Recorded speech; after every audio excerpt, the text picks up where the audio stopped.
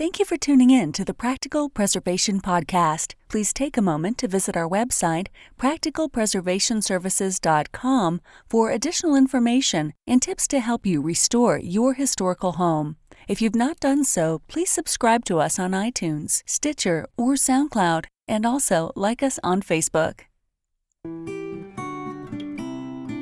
Welcome to the Practical Preservation Podcast, hosted by Danielle and Jonathan Kepperling. Kepperling Preservation Services is a family-owned business based in Lancaster, Pennsylvania, dedicated to the preservation of our built architectural history for today's use as well as future generations.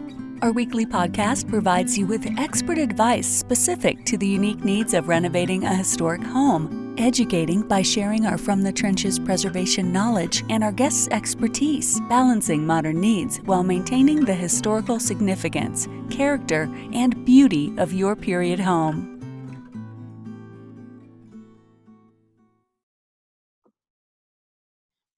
Today on the Practical Preservation Podcast, we have William Callahan with us from the Pennsylvania Historical Museum Commission. I've been working on that. I always want to put museum first. So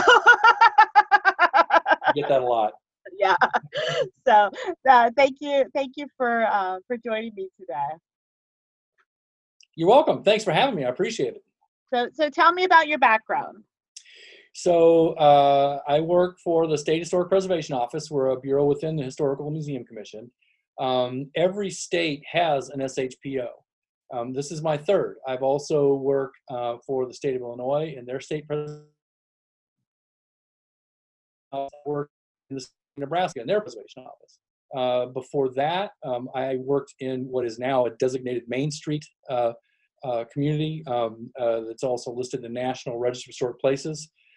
As a business person, I managed a couple of different, worked in a couple of different businesses in an historic district in the, oh my gosh, in the 1980s, which got me interested in community and economic development, in preservation as a community and economic development tool, which is kind of the direction that I come from, the perspective that I take with preservation. For the Pennsylvania State Preservation Office, I'm the Western Pennsylvania Community Preservation Coordinator. I'm based in Pittsburgh, and I work for the SHPO in the 26 westernmost counties of the Commonwealth. I have colleagues who work out of Harrisburg in the central and northeastern part of the state in a similar capacity as myself, and I have a counterpart in the Philadelphia region who works, I think it's in 7 counties, Philadelphia and the surrounding counties there. Our role is to provide technical assistance to essentially anybody who asks for it. Property owners, developers, historic preservation advocacy organizations and individuals. We work a great deal with municipalities on managing historic resources within their purview. But we also work with state agencies and federal agencies and regional planning organizations on developing kind of preservation design ethic within their various roles.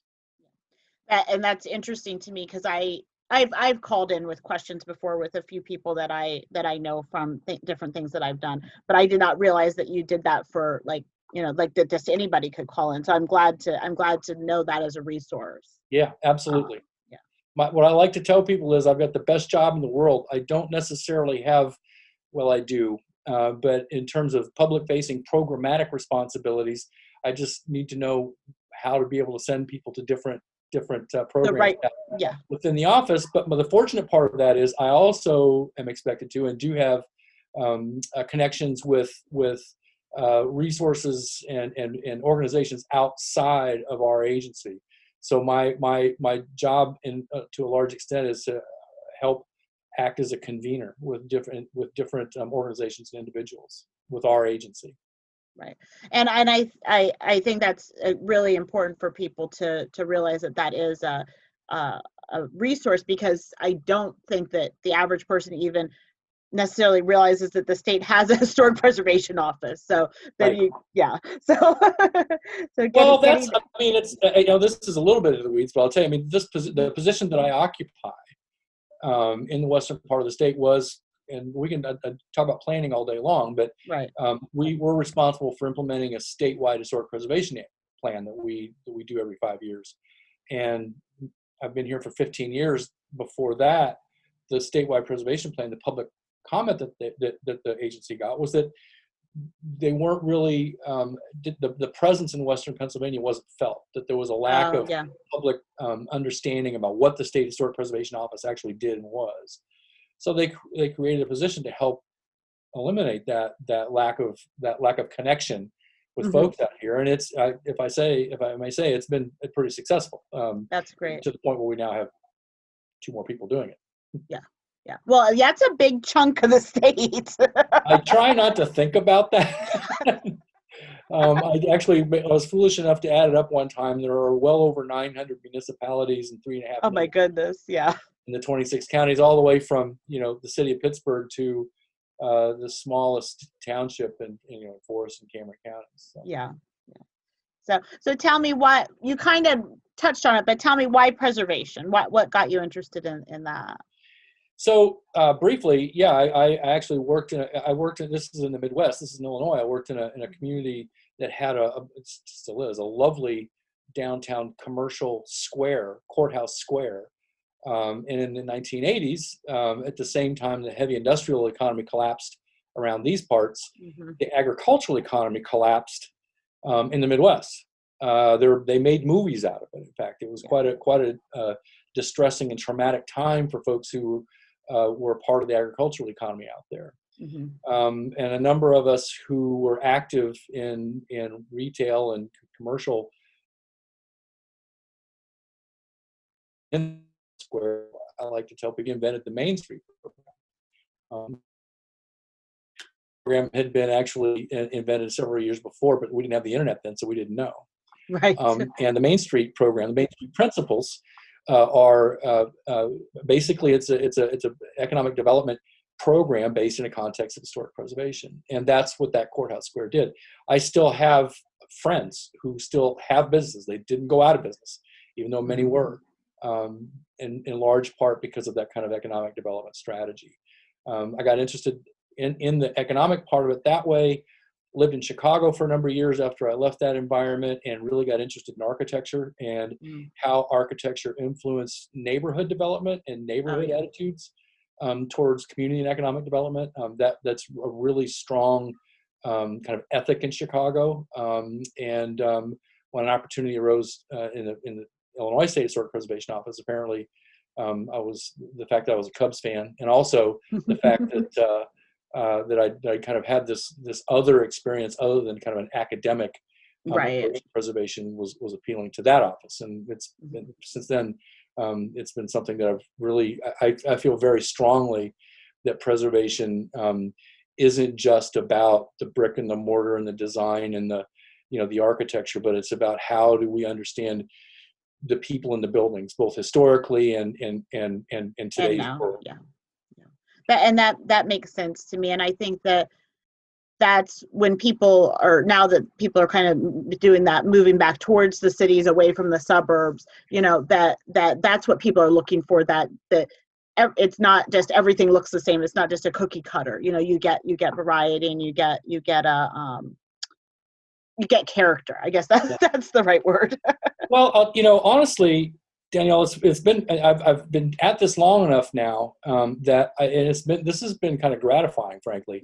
Is I now work with historically historic preservation in many places had to some degree a negative connotation in economic development circles and in community development circles. There was, to the extent it was ever true, there was this perception that it was a kind of a wine and cheese set kind of a thing to do, that you could do that, if you had the time and you had the money, it was great, good for you, but we'll go over and do actual work over here.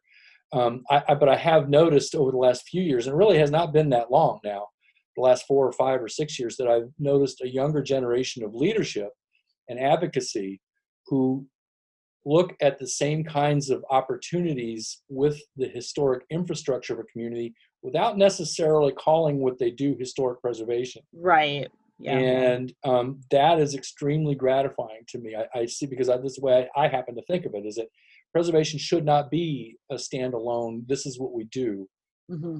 element of community planning and development and community culture. That it's Right. part and parcel of, especially in this part of the world, Yeah. where we have a preponderance of older and historic buildings in every single town, with Right. a couple of exceptions, every single town that we work in. This is what we have. These are our assets. How do we understand these assets? How do we find ways to invest in those assets? How do we talk to the public that's sometimes skeptical about that the efficacy of working with older historic buildings in terms of community development efforts? Right. Because the people who live there get it. Yes. They get it. I mean, they're Yeah. the ones moving there. They're the ones who've lived there. They're the ones who've grown up there. Yeah. They get it. It is sometimes, though, in our policies where we haven't made that connection yet. Yeah, and I think that that's very true, and you probably see it much as a much bigger overview of, and when we talk about challenges and trends, but probably than I do, because I just see like my little corner of it. So like I think that that's nice to have a different perspective too. It's Yeah. something that I have come to. I will Mhm. say, and I'll just say, it was in Nebraska where I actually managed all the SHPO programs statewide. Mhm. Well, with the exception of the tax credit program, that I was pontificating about some, I don't know, lovely architecturally significant house in what was a predominantly black neighborhood in Lincoln, Nebraska, Mhm. when actually an intern stopped me and said, "But Bill, you've got to put the people in those buildings. Nobody's going to care about this if you Right. don't put the people in the buildings, and the people are telling you this is what they want to do," which was preserve their history and their architecture, but they weren't talking about it in an academic sense. Real visceral connection they had with that Right. physical place that led them to, not because they were necessarily preservation advocates, that they Yeah. cared about the architecture. It was home to them. Right. And And they cared yeah. about that. Yeah. And I think that's really important. I think that, and that's something that I've kind of had like a revelation about this year. I read Slavery in the North, and I've talked about it on the podcast a couple times. But he talks about the collective memories and how places like trigger those memories. And if you don't have those places and you don't have those touchstones, you don't have those memories. So then it goes away. And so I think people feel connections to things that they can, go and see places. And you don't talk about it in a preservation stance, but it still is preservation. Absolutely. Yeah. Absolutely. I think, I've said this to many people, that I wish I was a little bit younger, and I would love to go do a PhD on the psychology of preservation And that's what this book was. He was a psychologist. Sociology Yeah. of preservation. Yeah. Because I find that really fascinating and compelling and powerful, and a very good reason Right. to look at preservation in maybe a different light than, again, I'll go back to some of our policies. Right. Kind of look at it Yeah. because I think it has that real kind of human connection that some of our older policies, many of our older policies, simply don't address. Right. It's more focused on the building than the people. Mm-hmm. Right. Yeah. Right. So tell me a little bit about your work at the PHMC. Because I tend to be, attention I have an attention deficit. I'm fortunate in that no 2 days are the same for me. I respond to, and this is really interesting. I think this is interesting. I'll spend most of the day sometimes with a property owner they just want to recognize their family. They just want their family, say, farm, Right. recognized in some fashion. And I try to help them think through what that might look like and how they might think about that. To where on another day, I work with, in fact, I was doing this earlier this morning, work with a city on the best way to approach a proactive preservation program citywide, and the elements that would be necessary for them to really have a meaningful impact on neighborhoods within that city that directly address built infrastructure. I do also work. I work very closely with the staff in Harrisburg. We administer a number of preservation programs.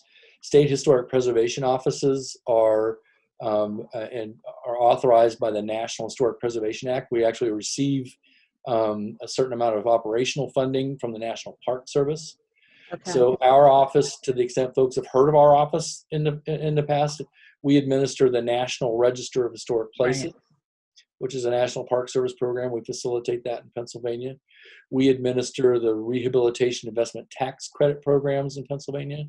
The federal program we do in partnership with, of course, developers, but also the National Park Service. The state program, the State Rehabilitation Investment Tax Credit program, is a DCED, Department of Community and Economic Development program that we provide the design review and historic structure certification component of that program. We administer statewide historic building survey program. We administer statewide archaeological programs on a number of different levels. We're responsible for providing guidance and information and leading, in some cases, federal and state regulatory responsibilities for historic properties. Federal agencies, according to Section 106 of the National Historic Preservation Act, federal agencies are responsible for taking into account the effects of their projects on historic properties and seeking ways to avoid, minimize, or mitigate any adverse effects. Right. So we work directly with federal agencies and folks who might be affected by those federal undertakings on a daily basis. There is a kind of sort of Pennsylvania analog to the federal 106 consultation that was in the state history code. We liaise with state agencies on. And we also administer the Certified Local Government Program, which again is a federal program. It's a government to government cooperative program for municipalities that make historic preservation a part of their community planning process and pass either zoning or ordinances to help protect historic resources. There's a dedicated funding that goes with that and some dedicated technical assistance that goes with that. So we administer the CLG program. It's got the most boring kind of undescriptive name ever for any program, the Certified Local. What the heck does that even mean? But the CLG program has been around since the mid '80s and it's been quite successful in Pennsylvania. Is that like oh, now my words aren't coming to me. Is that like the historic districts?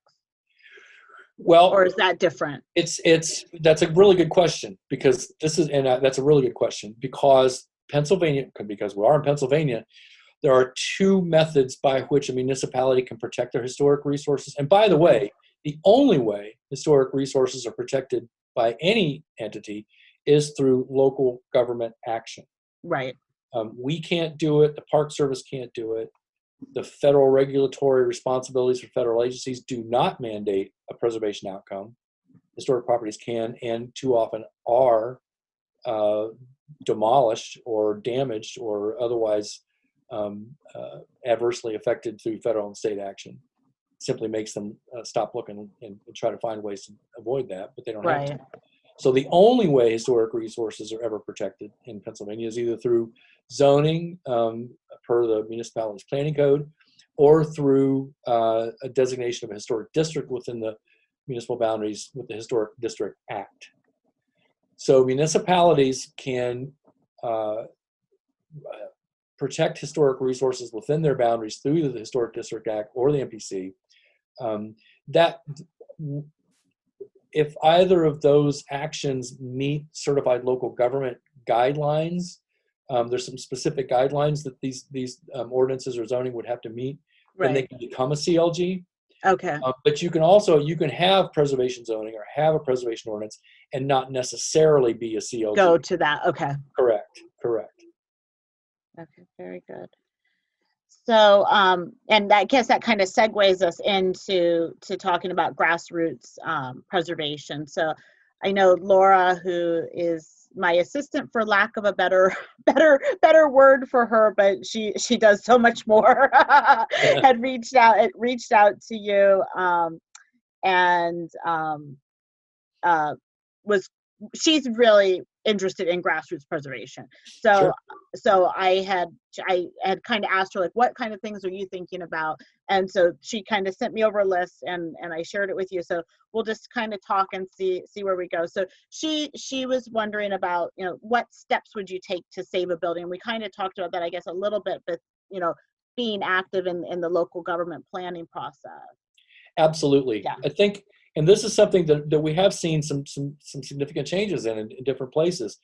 I think one of the most important things that anyone who's interested in preservation can do is and I know this is hard. I do know it's hard. I'm not saying this is an easy thing to do, but to connect with your municipal government, Mm-hmm. connect with your community development corporation who works within your area, work with the community planning, county planning, any preservation advocacy organization. Neighborhood associations are especially important, downtown business organizations, to try to break out of the kind of this idea that preservation is something that's other, Right. that it's something else that we do, and to start these conversations with other organizations, find out what their priorities are, find out what their focus is, what they want to try to accomplish, and then talk collectively about ways that preservation, that implementing a preservation-based design principle,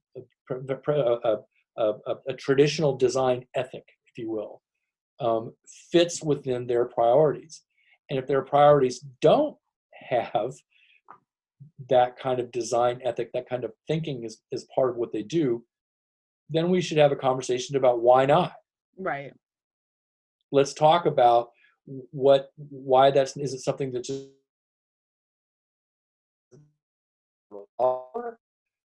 is there a development, an idea that somehow implementing a preservation design ethic is somehow anti-development, anti-job, because those frankly are fairly easily Right, they're easily disproved. so finding out what some of the opportunities are in terms of other organizations, other individuals are, and then finding out what challenges within those what kind of hurdles there are within that context is critically important for preservation advocates, for people who want to preserve the historic character, the sense of place in their communities.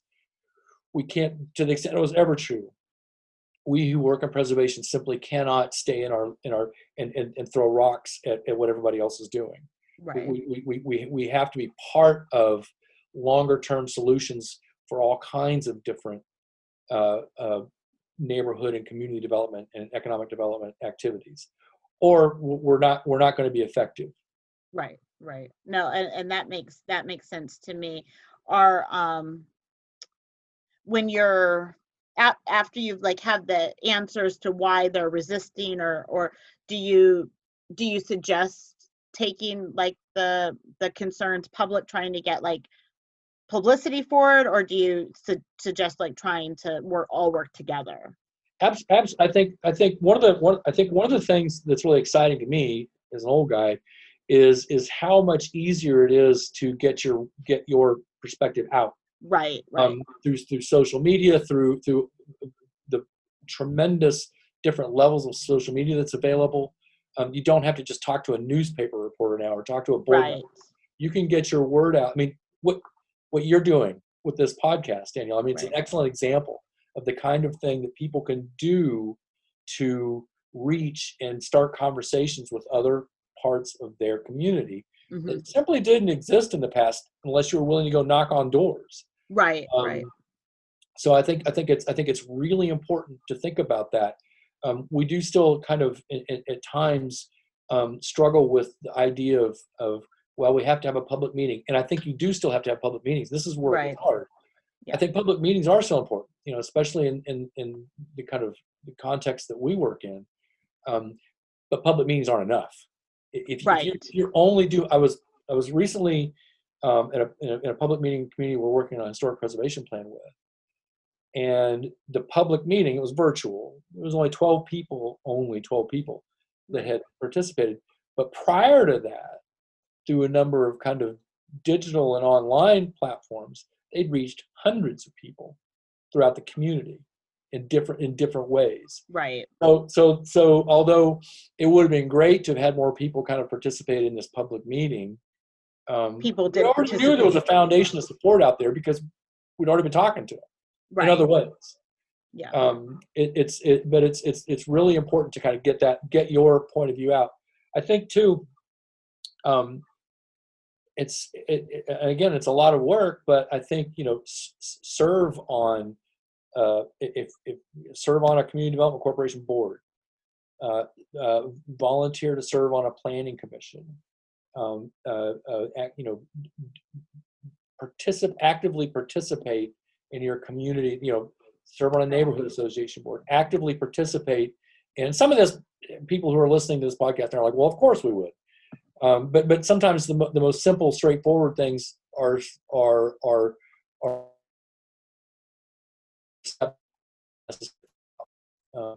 but it's important to make yourself that connected with the community, I think. Right. And I think it's important to have a voice at the table that maybe has a different perspective.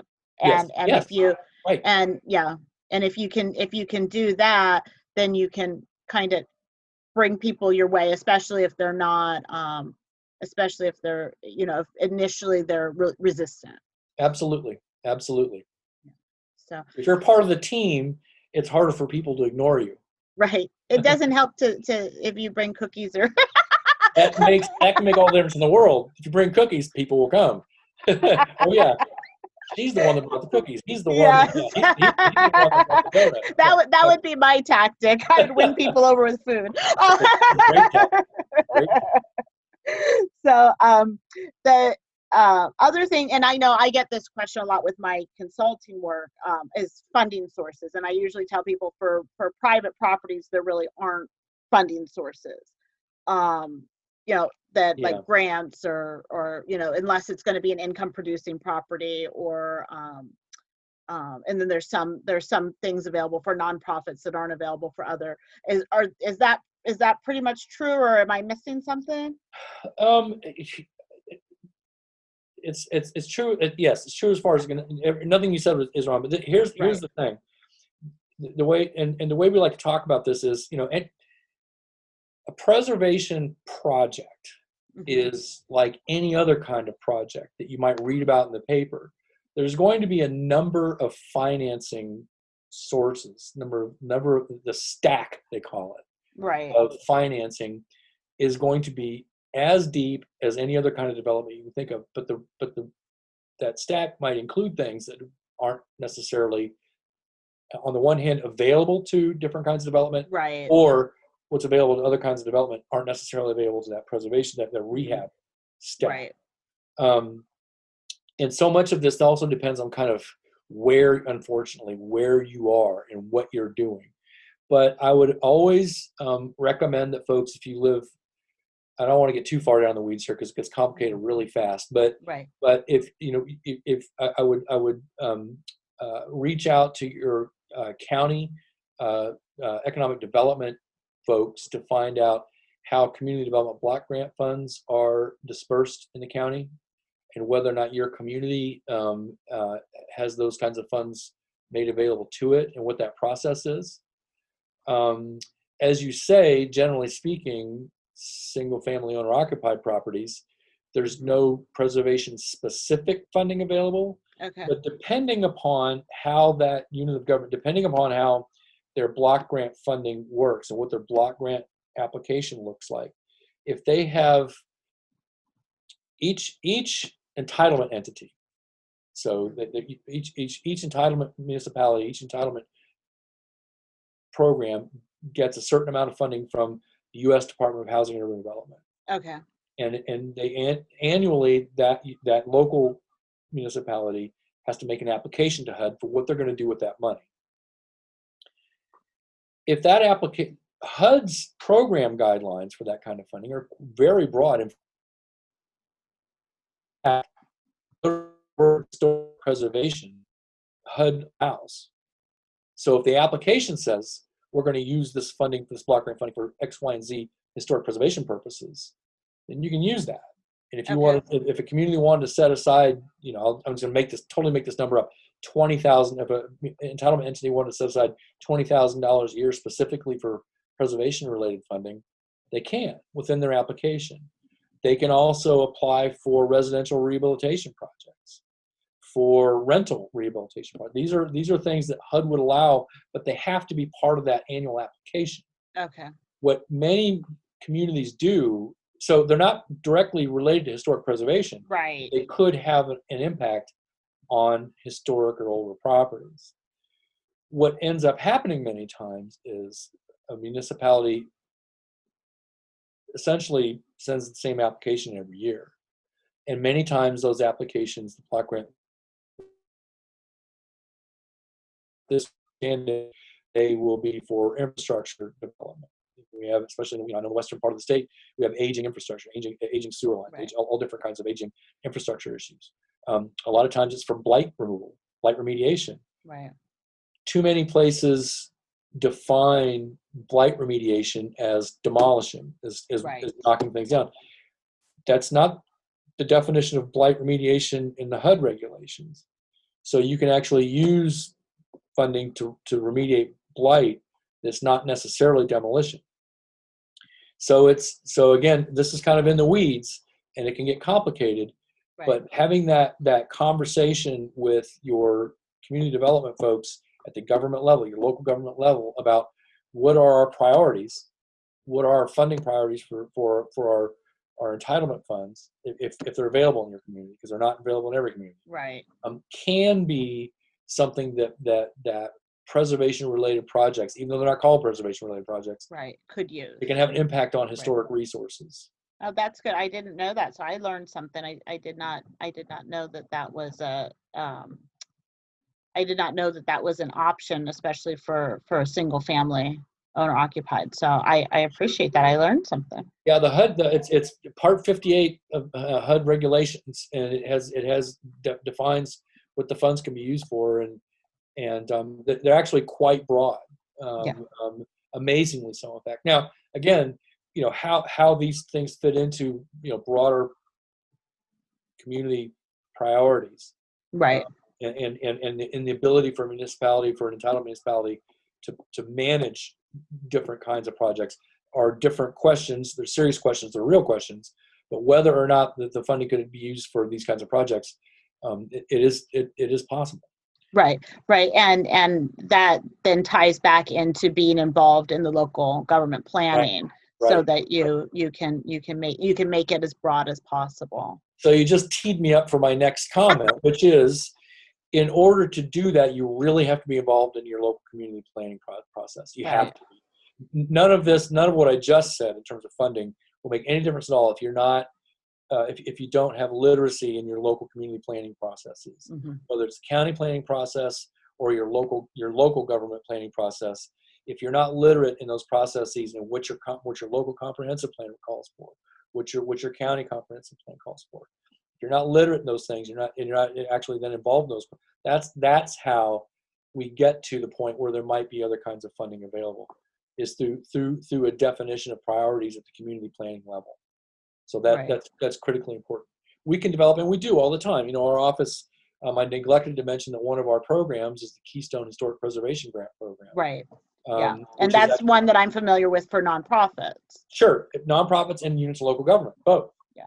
So there is the construction grant, Keystone grants, which are kind of self-explanatory. They're for either municipally or nonprofit owned or operated historic resources or brick and mortar grants. But the others are Keystone project grants, which can be used to develop preservation specific planning documents as part of a comprehensive planning process, as part of a standalone process. It can also be used for historic structures reports and National Register nominations and surveys of that nature. But we do encourage communities to use Keystone funding to help elevate preservation, or at least the planning for preservation, the imposition of a preservation design ethic at the community planning level. We'll help fund that.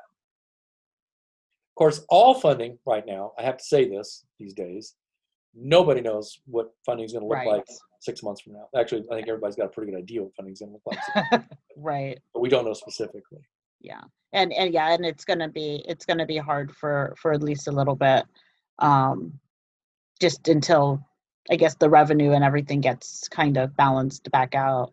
Yeah, and that is true, and it's going to be hard. But here's the other thing. I mean, because I'm an eternal optimist, and I am to the point of annoyance for some people sometimes. I also think it's likely that at some point there's going to be more assistance, some of which might be available for exactly the kind of programming we're talking about.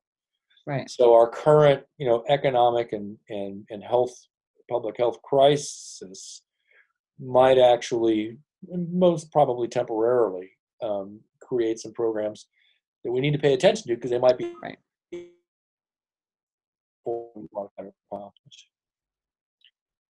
So, okay, well, very good. Do you have, besides the State Office of Historic Preservation, do you have a source that you send people to find information? Sure. I'll say so. So if you go to phmc.pa.gov and then /preservation, or you can just click on the preservation drop-down menu on PHMC's main website. There's actually a community planning, a community preservation link. Okay. And that link actually has other links to other organizations and other resources. Very cool. Okay. As well as direct connection to me and my colleagues. Right. That's probably the easiest thing for me to tell you right now. Okay. Very but good. I really can't emphasize this enough. I send folks a lot, depending on the question, I send them to their local planning office, to their county planning office, their local economic development office, their county planning, the county economic development office. If you're fortunate enough to live in a place, for example, Erie County or Allegheny County, where there are, or Cambria County, where there are robust local preservation advocacy organizations. Erie County, for example, Preservation Erie is a very strong preservation advocate. They've been able to accomplish a lot. I would encourage you to look them up. In Pittsburgh, Allegheny County, we actually were fortunate enough to have 3 pretty robust preservation advocacy organizations. Of course, one of the oldest in the country is the Pittsburgh History and Landmarks Foundation. There's also the Young Preservation Association of Pittsburgh and Preservation Pittsburgh, which is really an outstanding organization, has been doing some good work in Pittsburgh. In Cambria County, the Johnstown Area Heritage Association. There are others. I'm probably going to get in trouble for not mentioning others. You're so many, though. You have the whole half of the state. There are, because I know one of the things that I need to mention too is that a great deal of certainly Western Pennsylvania, but also the rest of this Commonwealth, Right. are in some ways served by state heritage areas, which they do micro grants for, and preservation is part of their task. Part of what they do is kind of heritage tourism-based preservation and preservation in general.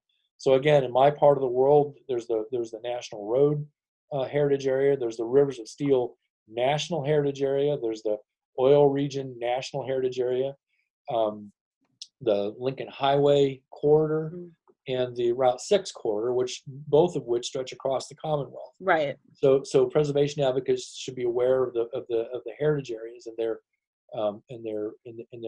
area.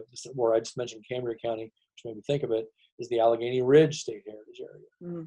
So there are other organizations that have preservation related programming, and even in the heritage areas cases, funding that might be available for preservation programming that are important to know.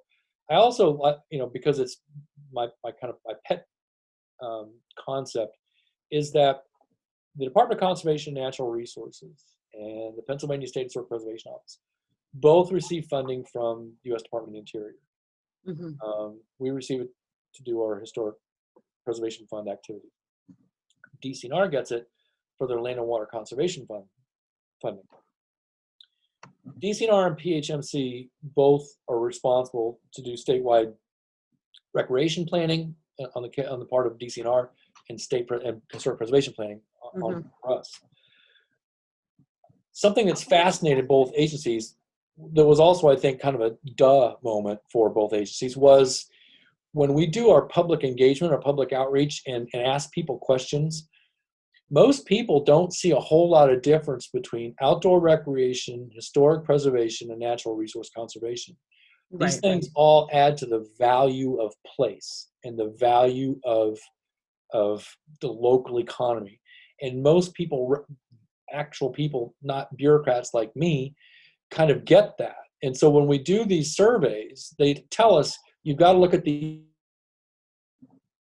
you have to look at these in a comprehensive way: outdoor recreation, natural resource conservation, and preservation, because otherwise you're missing one of the three legs of the stool. Right. So another kind of thought process I think any preservation advocate should have is, who is doing trail development in my community? Who is doing park development? What kind of recreational resources and what kind of natural resource conservation efforts are being undertaken in my community or near my community, where I can talk with people about this overlap in prioritization in a community, and how can I team up with them? How can we match funding sources? How can we develop planning processes that take into account all of these things and provide a more robust accounting for prioritization of projects? Yeah. I think it's really important to keep those things in mind, because gosh, it makes sense, because people tell us that this is important. People tell us that we need to look at these things comprehensively. Right. No, and I agree. And the other thing that and not that it's not completely related, but I have noticed that there's more like outdoor and conservation overlap than I maybe had realized before myself. But the other thing that I've noticed probably in the past few years is the overlap between sustainability and green building and preservation. And Absolutely. those two groups don't talk to each other either. Absolutely. No, that's absolutely true. There was Yeah. a time, there was way back when LEED certification was first getting started, you actually got more points for demolishing and grinding up a historic building than you did for rebuilding and grinding a historic building. That's changed. But yeah, no, you're absolutely right. That's part of that. That's part of that construct. Absolutely. Yeah. 100%. Yeah. 100%. So, okay. So what challenges or trends do you see in preservation? On the positive side, I'll start there. I really am. I'm excited. I mean, I've been doing this for since about 1980. I'm really, really excited about next time somebody tells me, oh, those millennials, those Gen Xers, those Gen Zers, they don't know. I just want to shake them, because I'm really excited about the leadership that I see coming up at the municipal level, at the nonprofit level, just about everywhere you can see of a younger generation of folks who might not have the words historic preservation in their vocabulary, but what they're talking about is something those of us who've been around forever will talk about for a long time. Right. I'm really excited about that. The things I talk about now in many municipalities is different than it was 15 years ago, and it's a much more gratifying conversation now than it was 15 years ago. Instead of, this is why you should do this, it is now, okay, these are ways we can help you do it, and maybe this is the way we can help you think about it. And that's a much more gratifying. I can't it's hard to overstate how important leadership is in, well, any context, but certainly this context. Finding leadership that's willing to work with folks who represent different kinds of approaches and priorities that may have overlap, that may be able to overlap, is critically important. And I see new leadership coming up that understands, seems to intrinsically understand how important it is to pull those things together, because they just make sense. Yeah, the more collaborative than being in silos, everybody in their own silo. Right, exactly. So I see that as something really positive. I also think, and I'll talk about the bad things here in a little bit that I see coming up, but I think longer term, I think this migration back into cities, not even just cities, it's not even just cities, it's also even smaller towns from more rural areas, or even from areas outside. It's interesting to me how often in a smaller community up in the PA wilds, I run into people who aren't from there and Oh, never yeah. were from there, who found the community online, found Ridgeway online, and moved there from New Jersey because it looked like a great place to settle for retirement or what have you, or start their graphic arts business. I think that trend long term will continue. Yeah. On the other hand, I think short term we're going to have some real challenges in older historic central business districts, in older downtown areas, in older neighborhoods, dense neighborhoods. I think the COVID crisis, I think, is already making it very difficult in some cases to maintain a business model of office and commercial development in these places. Yeah. And I think in what I think of as short term, the next few years, that's going to continue. I think we're going to have a really tough few years because of this. I agree with you, and what it's doing. I've been watching, and I'm curious about what it's doing to the commercial real estate market and also the short-term rental market. Yep. So those are the two things that I've been kind of watching, and I'm curious to see what happens with both of those. That's really interesting. I actually do serve on my local CDC, which is a Main Street organization in the town I live in, and for the first 3 or 4 months we've done a lot of stuff that has actually really, I think, the Main Street business. We also thought, okay, we really need to develop some plans and some strategies for what's going to happen, 4 months from now, 6 months from now. Right.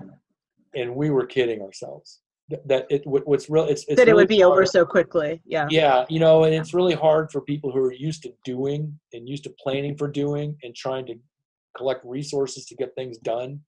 It's really hard for those kinds of folks to say, you know what, maybe the best thing to do right now is not to just do something, but to stand there for a while. Right. And let's see how this all works out before. And so we've got some clear understanding of where these trends are going to go and what we might be able to, how we might use that to our advantage and how we need to protect those things that we already have. I agree. And I feel very fortunate that we have weathered this storm fairly unaffected, but the restaurants and the retail stores, my heart aches for them. You and me both. I just it makes me want to cry because I have family, close family that has owned and operated restaurants for decades. And I know how much hard work goes into those, how much your soul goes into it, how much you're it's not just a job or just a business. And to see those folks suffer the way they are right now, just really, and they're the core. It's the core of so many older central businesses. It's the core business. A lot of the other businesses kind of feed off of that. So well, and that's also the whole, with people not going back into the offices, the downtown's not having people there for lunches and all of that too. Yep. It really, so the next, there's no other way to say this. The next couple of years are going to be tough for everybody. Yeah, they will be. So, is there anything that you wanted to cover that maybe I didn't think to ask you or you thought about as we were talking? This has been a lot of fun.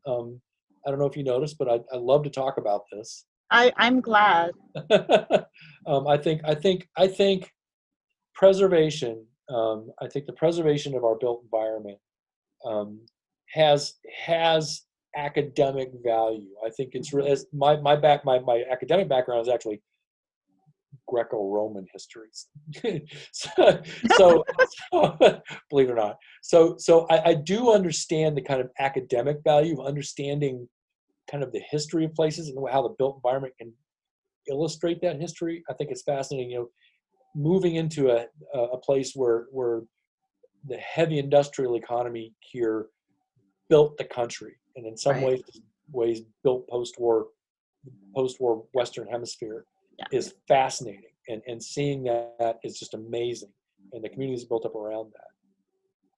But that's not where my heart is. And I don't think that's where a lot of other people's heart is. My heart is in the places we all call home. Right. And how that emotional connection with our homes is based so much on what the place looks like, what that sense of place, that feeling and association with that place is. I think that's where preservation really has value. It's harder. I can throw economic study after economic report that shows just how economically valuable preservation is, and it is. It really is how I came to this business. Yeah. But the older I get, the more I realize that's not even half the story. Right. It's not the whole story. It's not the reason why people do it. Right. Usually. Right. Yeah. And there actually has been there have been public health. There have been public health studies done on how damaging to public health it is when you remove, or in other ways remove people from, or remove places from people that they've got a connection with. There's a number of studies out there that show how damaging it is to people's mental and physical health. So we're not just making this up, we're not just making this. So I think it's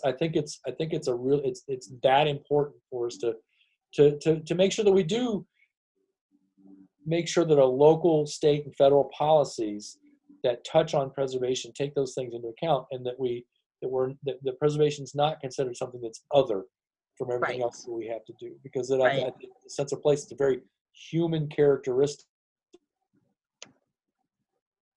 to the place where we live. So Very otherwise, good. Thanks for letting me. Thank you. I enjoyed it. I'm glad you were able to come on with me. How can someone contact you? They could the community preservation link that I mentioned at phmc.pa.gov/preservation. You'll see the community preservation link. We'll have a link and a map of my contact information. Brian Van Sweden, who's the Central and Northeastern Region Community Preservation Coordinator, and Corey Kegereis, who's in the Philadelphia, the Eastern Region.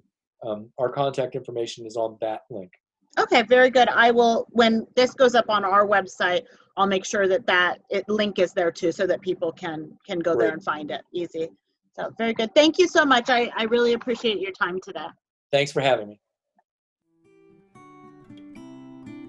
Thanks for listening to the Practical Preservation Podcast. The resources discussed during this episode are on our website at practicalpreservationservices.com/podcast. If you received value from this episode and know someone else that will get value from it as well, please share it with them. Join us next week for another episode of the Practical Preservation Podcast. For more information on restoring your historic home, visit practicalpreservationservices.com.